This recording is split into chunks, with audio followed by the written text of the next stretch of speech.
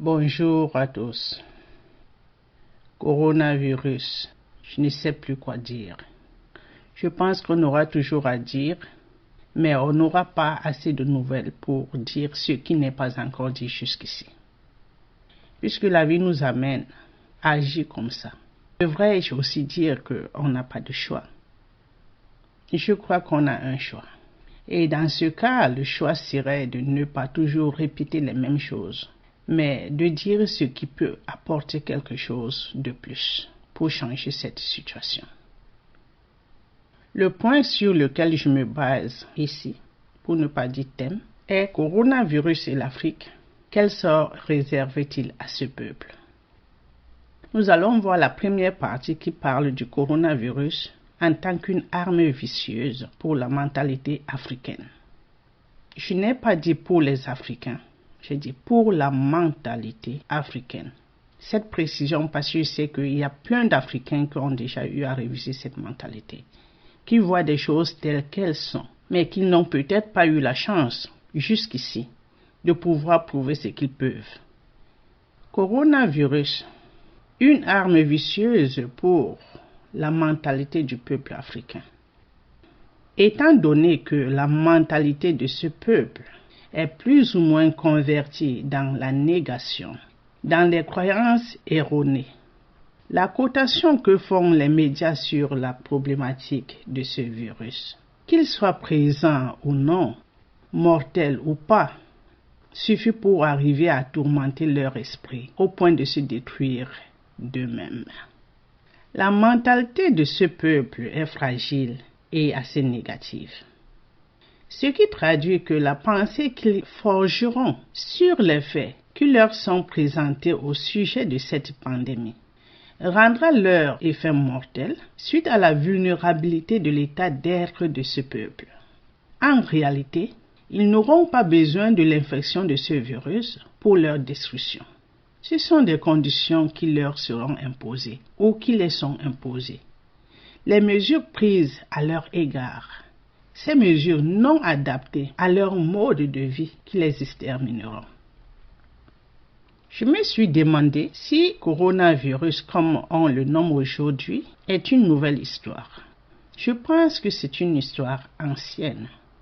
Le message qui est transmis à travers ce dont je suis en train d'exposer ici a pour but de faire lumière sur l'ordre des choses pour ceux qui, jusqu'ici, n'arrivent pas encore à réaliser certaines réalités de la vie. Il y a sûrement quelqu'un dans un coin du monde qui attend ce genre de message. Un qui cherche encore à comprendre la nature du pourquoi des choses.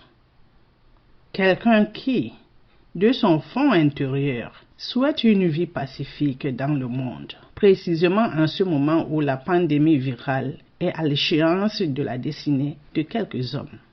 Coronavirus n'est pas le premier cas causant autant d'oppression dans l'histoire de l'humanité. Seulement, il est spécial dans son genre pour notre génération. Ce qui reste dans l'ordre des choses, selon le temps et les circonstances. Ce que nous vivons n'est pas une erreur. Cela n'est non plus un produit du hasard. À chaque état, une cause qui fait manifester ses effets à son tour. Il est juste déprimant que, quand les limites que l'homme se fait l'orientent à ne voir que les effets et la cause reste sombre. Tout est lié dans la vie. Les semblables s'attirent et fonctionnent du genre à permettre la vie à se réaliser. La vie, quant à elle, se réalise à travers un ensemble de créatures de différentes formes. Tout ce qui est connu comme existant est connu sous une forme laquelle l'activité énergétique a été orientée. Je veux dire que la vie ou l'existence d'un fait, d'une matière, quelle que soit sa forme, n'est possible que si celle-ci, la matière évidemment, est animée par de l'énergie, aussi connue comme souffle de vie, quand on parle de l'espèce animale voire humaine. L'essence de vie, quand on parle de l'espèce végétale en exemple.